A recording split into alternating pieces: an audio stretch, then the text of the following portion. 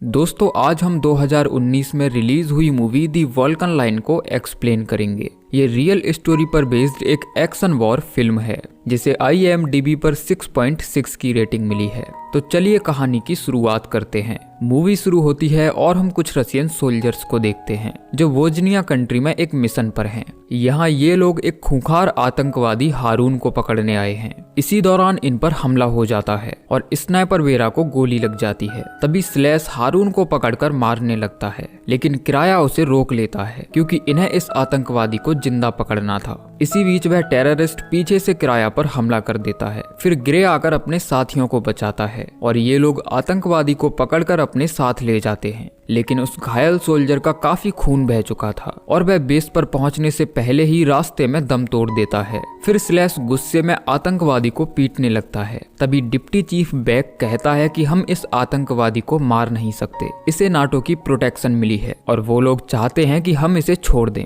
फिर commander Andre कहता है कि ये आदमी एक वॉर क्रिमिनल है और इसने हमारे साथियों की जान ली है, इसे छोड़ना बेवकूफी होगी। तभी नाटो का एक फौजी अकड़ दिखाने लगता है और कहता है कि ये हमारा इलाका है और तुम वही करोगे जो मैं कहूंगा। लेकिन एंड्रे को उसकी धमकी से कोई फर्क नहीं पड़ता और वह उस आतंकवादी को उठाकर चॉपर से बाहर फेंक देता है। अब अगले सीन में हम डिप्टी चीफ बैक को हाई कमान के सामने देखते हैं, जहां उसे और उसकी टीम को नाटो के ऑर्डर्स ना मानने और मिशन को खतरे में डालने के जुर्म में रशियन फेडरेशन से निकाल दिया जाता है और साथ ही अगर उसकी टीम कहीं नजर आई तो उन पर कार्रवाई भी की जाएगी। फिर हमें बताया जाता है कि 1995 में वोजनिया का युद्ध खत्म हो गया, लेकिन वॉल्कन्स में शांति ज्यादा दिन तक टिक नहीं पाई। कोसोवो अल्बेनियंस अभी भी यूगोस्लेविया से आजादी की मांग कर रहे थे। उन्होंने दी अल्बेनियन लिबरेशन आर्मी के नाम से फौज खड़ी कर ली थी, लेकिन UN ने उसे टेररिस्ट ऑर्गेनाइजेशन घोषित कर दिया। जिसके बाद 1999 में नाटो ने बिना UN को जानकारी दिए यूगोस्लेविया पर एयर स्ट्राइक कर दी, जिसमें बहुत सारे औरतें और बच्चे मारे गए।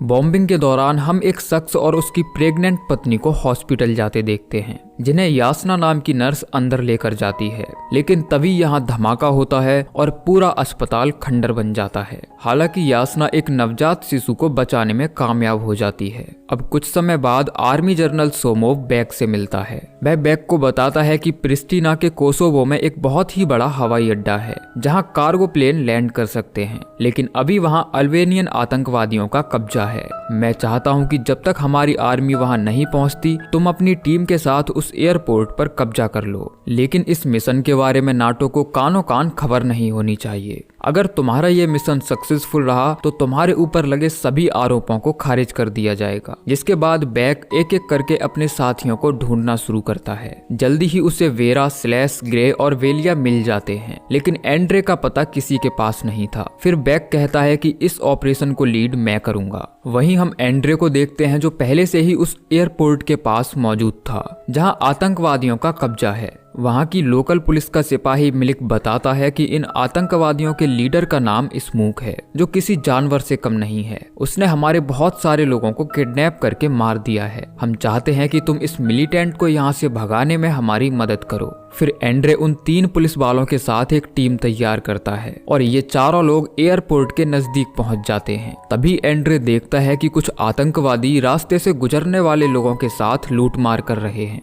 फिर सबसे पहले एंड्रे स्नाइपर को मारता है और ये लोग बाकी आतंकवादियों को मारकर सिविलियंस को छुड़ा लेते हैं। फिर जब एंड्रे यहाँ से जाने लगता है तभी मिलिक उसे नया पासपोर्ट देता है और कहता है कि आज तुमने बहुत अच्छा काम किया, उम्मीद है हम फिर मिलेंगे। जिसके बाद वह बस स्टैंड जाकर टिकट खरीदता है और इसी दौरान उसकी मुलाकात यासना से हो जाती है, जो हॉस्पिटल में एक नर्स है। फिर ये लोग बस में बैठकर सफर का आनंद लेते हैं। तभी अचानक इन पर फायरिंग हो जाती है और स्मूक के गुंडे सभी पैसेंजर्स को नीचे उतारकर बंदी बना लेते हैं। फिर स्मूक कहता है कि तुम सब रिपब्लिक ऑफ कोसोवो में दाखिल हो चुके हो, इसीलिए सर से लेकर पैर तक तुम्हारी तलाशी ली जाएगी। अगर किसी ने चूं चां की तो उसे सजाए मौत मिलेगी। फिर सबसे पहले वह एंड्रे की तलाशी लेता है, जिसके पासपोर्ट पर उसका नाम रेड टॉनिक लिखा था। तभी एक मिलिटेंट एंड्रे को मारकर बेहोश कर देता है, जिसके बाद यासना अपने डॉक्यूमेंट दिखाती है और बताती है कि मैं हॉस्पिटल में नर्स हूँ, लेकिन इनकी गंदी नजर यासना के शरीर पर थी।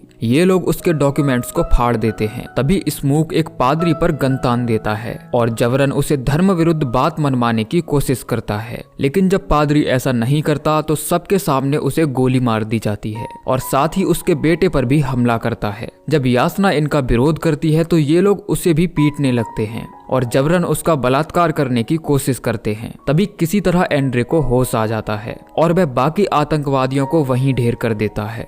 फिर वह स्मोक पर गन तान कर कहता है कि अपने साथियों से कह दे कि हथियार डाल दें, वरना तुझे भी अल्लाह के पास भेज दूंगा। उनके हथियार डालते ही एंड्रे सभी पैसेंजर को बस में बैठने के लिए कहता है और ये लोग जल्दी ही हॉस्पिटल पहुंच जाते हैं। यासना डॉक्टर को बताती है कि हम पर अल्बेनियंस ने हमला किया है, जिसके बाद सभी घायल पैसेंजर्स को इलाज के लिए अंदर ले जाया जाता है। फिर एंड्रे और यासना उस पादरी की बॉडी को लेकर शहर जाते हैं। तभी यासना उसकी जान बचाने के लिए एंड्रे को शुक्रिया कहती है। फिर एंड्रे आज रात उसे अपने घर रुकने के लिए कहता है। उधर दूसरी तरफ स्मोक और उसके गुंडे, जो खुद को अल्बेनियंस की फौज कहते हैं, ये लोग मिलिक के गांव जाकर उसे बंदी बना लेते हैं। स्मोक कहता है कि मुझे उस रशियन सर्व का पता बता दो और मैं तुम्हारी जान बख्श दूंगा, लेकिन मिलिक उसे कोई इन्फॉर्मेशन नहीं देता, जिसके बाद स्मोक उसे सभी गांव वालों के सामने गोली मार देता है। फादिल भी ये सब देख रहा था, लेकिन वह चाह कर भी कुछ नहीं कर पाता, जिसके बाद वह एंड्रे को फोन करके अलर्ट करता है और बताता है कि स्मोक और उसके लोग तुम्हें हर जगह ढूंढ रहे हैं। वहीं यासना हॉस्पिटल में उस बच्चे को ब्लड डोनेट करती है। तभी एक नर्स उसे डॉक्टर के केबिन में लेकर जाती है, जहां स्मोक उसका इंतजार कर रहा था, जिसे देखते ही यासना सहम जाती है और अब उसे समझ आ जाता है कि ये डॉक्टर्स भी अल्बेनियन के साथ मिले हुए हैं। जिसके बाद वह उसे किडनैप करके एयरपोर्ट ले जाता है, जहां और भी बहुत सारे लोग बंदी बने हुए थे, जिनमें अमेरिकन, रशियन और सर्ब लोग शामिल थे। वह यासना से पूछता है कि तुम्हारे साथ जो रशियन सोल्जर था वह कहाँ है। यासना कहती है कि मुझे कोई आइडिया नहीं है, जिसके बाद वह उनमें से एक सर्बियन लड़की को मार देता है। फिर वह एक छोटी बच्ची को निशाना बनाता है, जो बेहद डरी हुई थी। वह यासना से एक बार फिर वही सवाल दोहराता है और इस बार यासना उसे एंड्रे का पता बता देती है, जिसके बाद स्मोक यासना को छोड़कर बाकी सभी लोगों को मरवा देता है। जिसके बाद वह एंड्रे को ढूंढने के लिए निकल जाता है। उधर बैक अपनी टीम के साथ स्लेटिना एयरपोर्ट पहुंच चुका था। ये लोग अच्छे से जगह का मुआयना करते हैं। बैक कहता है कि जब तक फौज यहाँ नहीं आ जाती तब तक हमें इस एयरपोर्ट पर कब्जा करना होगा और कब्जा भी ऐसा होना चाहिए कि किसी को इसकी भनक तक ना लगे। फिर बेरा एक एक करके उन आतंकवादियों को शूट करने लगती है। वहीं स्लैश और ग्रे भी कई अल्बेनियंस को ढेर कर देते हैं। अब सभी आतंकवादियों को मारने के बाद एयरपोर्ट पर इन लोगों का कब्जा हो जाता है। फिर ये लोग इस जगह की तलाशी लेते हैं और इन्हें पता चलता है कि स्मोक ड्रग सप्लाई करने और लोगों को मारकर उनके ऑर्गन्स बेचने का धंधा करता है। उधर वोजनिया में रशियन फौज को दिखाया जाता है, जो स्लेटिना एयरपोर्ट की तरफ रवाना हो चुकी है, जो अगली सुबह तक यहाँ पहुँच जाएगी। वहीं एंड्रे यासना को बचाने के लिए एयरपोर्ट पहुंचता है। उसके साथ दो लोकल पुलिस वाले फादिल और बूक भी थे। अब जैसे ही ये लोग एयरपोर्ट के अंदर एंटर होते हैं तो एंड्रे का सामना अपनी टीम मेंबर वेरा से होता है, जिसे यहाँ देखकर वह शॉक्ड हो जाता है। फिर बैक उसे पूरी कहानी समझाता है और एंड्रे को भी अपनी स्क्वाड में शामिल कर लेता है। एंड्रे कहता है कि ये जगह अल्बेनियन मिलिटेंट से भरी हुई है, यहाँ स्मोक के 100 से ज्यादा लोग हैं। उधर जब स्मोक को एयरपोर्ट से कोई जवाब नहीं मिलता तो वह 4 लोगों को वापस भेजता है, जिन्हें आता देख वेरा उनमें से 2 को शूट कर देती है और बाकी 2 अपनी जान बचाकर भाग खड़े होते हैं। फिर जब ये लोग हैंगर्स चेक करने अंदर जाते हैं तभी एंड्रे को यासना मिल जाती है, जो बहुत ज्यादा डरी हुई थी। फिर एंड्रे उसे बाहर लेकर आता है और कहता है कि अब डरने की कोई बात नहीं है। यासना बताती है कि मैंने स्मोक को तुम्हारे घर का पता बता दिया है। वहीं जब स्मोक एंड्रे के घर पहुंचता है तो उसे यहाँ कुछ भी नहीं मिलता। फिर उसका एक आदमी आकर बताता है कि एयरपोर्ट पर किसी ने कब्जा कर लिया है और वहाँ मौजूद हमारे सभी लोग भी मारे गए हैं। इस बात से स्मोक और ज्यादा भड़क जाता है और वह अपनी पूरी फौज को इकट्ठा करने का ऑर्डर देता है। वहीं एयरपोर्ट पर बैक और उसकी टीम मिलिटेंट्स को रोकने का प्लान तैयार करते हैं।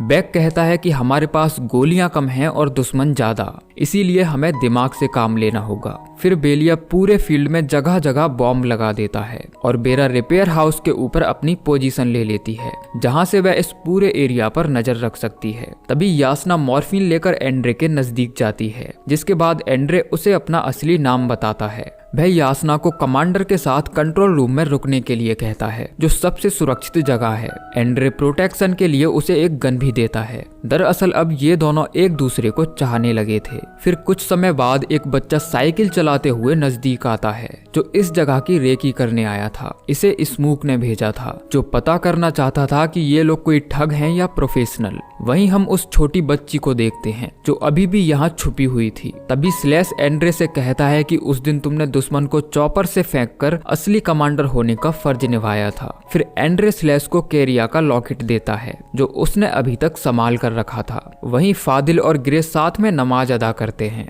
अब जब शाम होती है तो स्मूक अपनी पूरी फौज के साथ यहाँ पहुंच जाता है, जिसे आता देख ये लोग अपनी अपनी पोजीशन ले लेते हैं। फिर स्मूक अपनी पहली पलटन को अंदर भेजता है और ये लोग बेरिया के बिछाए हुए जाल में फंस जाते हैं। तभी एक बड़ा धमाका होता है, जिसमें बहुत सारे मिलिटेंट्स के चिथड़े उड़ जाते हैं और जो लोग बच गए थे उन पर चारों तरफ से गोलियां बरसने लगती हैं। फिर स्मूक अपनी दूसरी पलटन को अंदर भेजता है, जिनके लाइन क्रॉस करते ही फिर से ब्लास्ट होता है। फिर एंड्रे और बेरा चुन चुनकर उन लोगों को निशाना बनाते हैं और देखते ही देखते दूसरी पलटन भी ढेर हो जाती है। फिर स्मूक और उसकी गैंग टर्मिनल वाले रास्ते से अंदर घुसने की कोशिश करते हैं, लेकिन यहाँ भी इनका स्वागत बॉम्ब ब्लास्ट से होता है। इस हमले में भी स्मूक के बहुत सारे लोग मारे जाते हैं। अब जब उन्हें कोई रास्ता नजर नहीं आता तो वे कंट्रोल रूम की तरफ मोर्टार्स दागने लगते हैं। इस हमले में ग्रे जख्मी हो जाता है और मौके पर ही उसकी मौत हो जाती है। वहीं एंड्रे, बैक और बूक भी घायल हो चुके थे।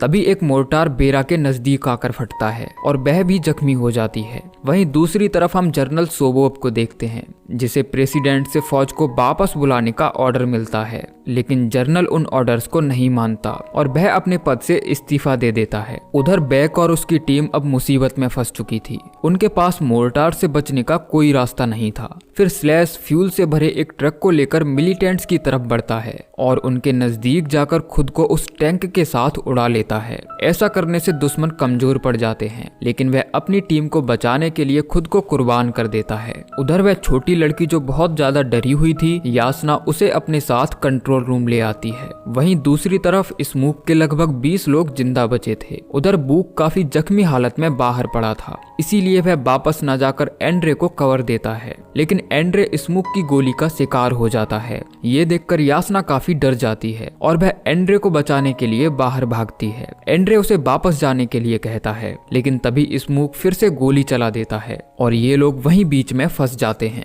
जिसके बाद बैक और बाकी टीम मेंबर्स कार लेकर एंड्रे के नजदीक जाते हैं और उन्हें किसी तरह बचाकर वापस कंट्रोल रूम ले आते हैं, लेकिन स्मूक बूक को मारकर उसका सर कलम कर देता है, क्योंकि स्मूक को लगता था कि उसने अपने देश के साथ गद्दारी की है। फिर वह सभी लोगों को 1 मिनट में बाहर आने की वार्निंग देता है, क्योंकि बैक और उसकी टीम की गोलियां अब खत्म हो चुकी थीं, इसीलिए अब उनके सामने सरेंडर करने के सिवाय कोई रास्ता नहीं था। लेकिन यासना की गन में अभी भी 4 गोलियां बची थीं। ये लोग डिसाइड करते हैं कि सरेंडर करने से अच्छा हम मरना पसंद करेंगे। फिर बेरा कहती है कि शुरुआत मुझसे करो। अब बैक ट्रिगर दबाने ही वाला होता है कि तभी रशियन फौज यहाँ पहुंच जाती है, जिसे आता देख स्मूक और उसके साथी यहाँ से भाग खड़े होते हैं। लेकिन इससे पहले कि स्मूक यहाँ से भाग पाता, फादिल उसे मार देता है और अपने दोस्त बूक का बदला ले लेता है। वहीं फौज जब एयरपोर्ट पहुंचती है तो उन्हें यासना और वह छोटी बच्ची मिलती है। कर्नल कहता है कि डरने की कोई बात नहीं है, अब जंग खत्म हो चुकी है। लेकिन बैक और उसकी टीम तब तक यहाँ से जा चुके थे,